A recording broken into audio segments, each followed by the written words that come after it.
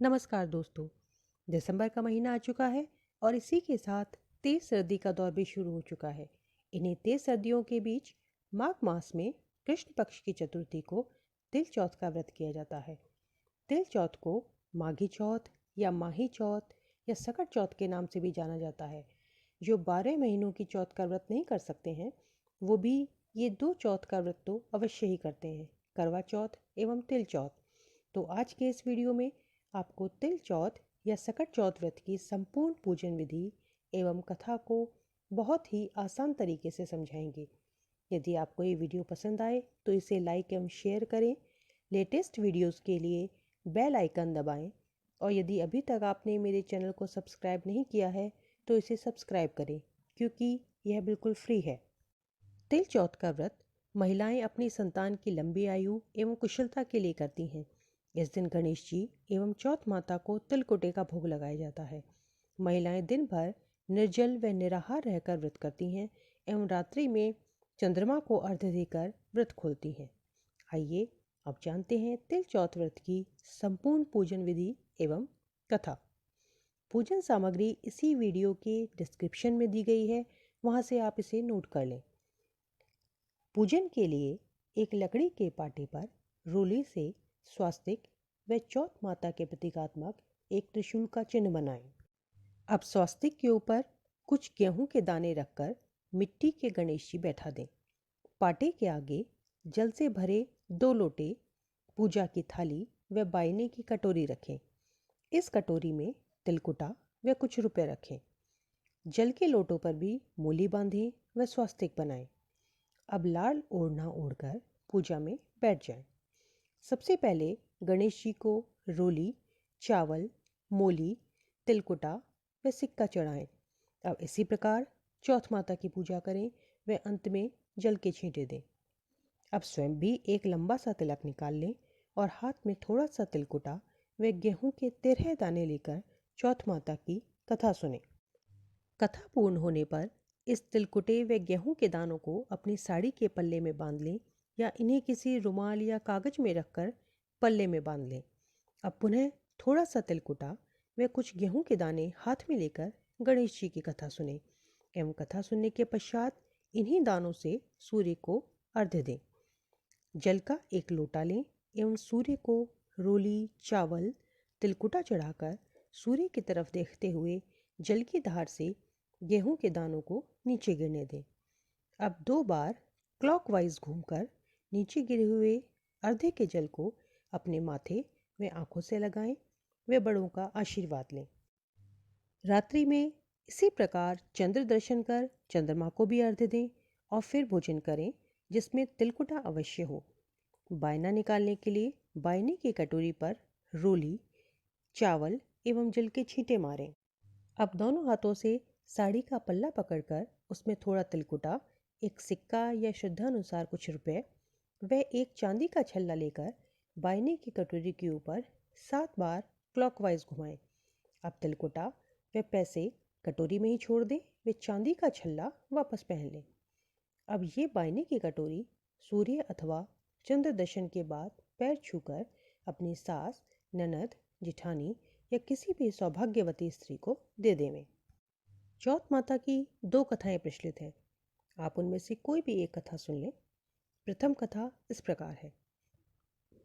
एक नगर में एक बुढ़िया अपने बेटे के साथ रहती थी। बेटा कमा के लाता और माँ घर संभालती थी। दोनों राजी खुशी रह रहे थे। उन्हीं के पड़ोस में एक और वृद्धा रहती थी, जिसका लड़का कोई काम नहीं करता था। अतः वो अपनी पड़ोसन से ईर्ष्या रखती थी। वह हमेशा उस बुढ़िया के पुत्र को भड़काया करती, किंतु वह हर बार टाल देता था। एक दिन पुनः उसने बुढ़िया के पुत्र को भड़काया कि तू सारा दिन मेहनत करता है और तेरी माँ पीछे से पकवान बनाकर खाती है। पुत्र को यकीन तो नहीं हुआ, लेकिन उसने कहा कि ठीक है, आज मैं खुद ही देख लेता हूँ। उस दिन सकट चौथ थी, तो बुढ़िया ने चौथ का व्रत रखा था। दोपहर में कथा सुन उसने शाम के भोजन की तैयारी शुरू कर दी और ढेरों पकवान बनाने लगी। तभी उसका लड़का, जो छुपकर सब देख रहा था, बाहर निकल आया और अपनी माँ पर क्रोधित होने लगा तथा घर छोड़कर जाने की जिद पकड़ ली। उसकी माँ ने उसे बहुत समझाया, पर वह नहीं समझा। अंत में हारकर उसकी माँ ने उसे पूजा के कुछ दाने दिए और कहा कि यदि तुझ पर कभी भी कोई संकट आए तो इन दानों को अपने चारों तरफ बिखेर कर बैठ जाना। यदि मैं और मेरा चौथ का व्रत सच्चा है तो तुझ पर कभी कोई संकट आएगा ही नहीं, और यदि आया तो वो संकट भी टल जाएगा। चलते चलते वो लड़का दूर नगर में जा पहुंचा। उसे भूख लगने लगी। तभी उसने देखा कि एक घर से पकवानों की सुगंध आ रही है, लेकिन साथ ही रोने की आवाज़ें भी आ रही हैं। उसने वहां जाकर पूछा तो पता चला कि उस नगर में कुम्हार का आवा पकने के लिए हर बार एक व्यक्ति को उसमें बैठाया जाता है, और आज उस घर के लड़के की बारी थी। तब बुढ़िया का लड़का उस औरत के लड़के के स्थान पर स्वयं चला गया और चौथ माता की पूजा के दाने अपने चारों तरफ बिखेर कर हाथ जोड़कर बैठ गया। आवे में आग लगा दी गई। अगले दिन सुबह ही बर्तन पककर तैयार हो गए। ये देखकर सब हैरान रह गए कि लड़का भी उसमें से जीवित निकल आया है। जब वहाँ के राजा ने उससे इसका कारण पूछा तो उसने सारी कहानी सुना दी। इस पर वहाँ के राजा ने मुनादी करवा दी कि अब से हर घर में चौथ माता की पूजा होगी। तो हे चौथ माता, तुमने जैसे उस बुढ़िया और उसके लड़के पर कृपा करी, वैसी ही कृपा सब पर करें।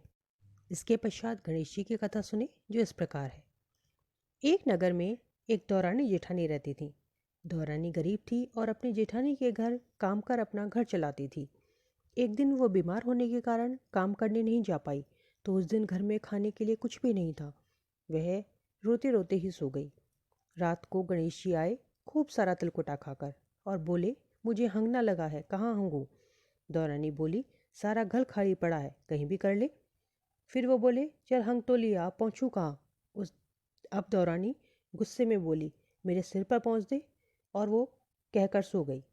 सुबह उठकर उसने देखा कि सारा घर हीरे जवाहरात और धन धान्य से भरा पड़ा है, और वो स्वयं भी आभूषणों से लदी हुई है। यह देख पति पत्नी बहुत खुश हुए और धन धान्य को समेटने लगे, किंतु वो जितना समेटते धन धान्य उतना ही बढ़ता जाता। जब उसकी जेठानी को ये पता चला तो उसे बहुत जलन हुई। अगली चौथ पे वो भी घर में बैठ के रोने लगी। रात को गणेश जी आए और वही सब बोले, तो जेठानी ने खुश होते हुए कहा कि देखो, उसका घर तो बहुत छोटा था, लेकिन हमारा घर तो बहुत बड़ा है। सारे में अच्छी तरह हंगना, और मेरा तो माथा भी बहुत चौड़ा है।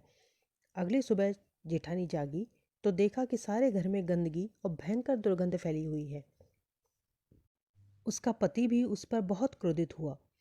वो दोनों उस गंदगी को जितना समेटते वो उतनी ही बढ़ती जाती। अंत में उन दोनों ने गणेश जी से क्षमा याचना की और अपनी लीला समेटने को कहा। तो हे गणेश जी महाराज, जैसे आप उस दौरानी पर टूटे वैसे सब पर टूटें, और जैसे जेठानी पर रूठे वैसे किसी पर ना रूठे। तो दोस्तों, अगले वीडियो में आपसे फिर मिलेंगे किसी रोचक जानकारी के साथ। तब तक के लिए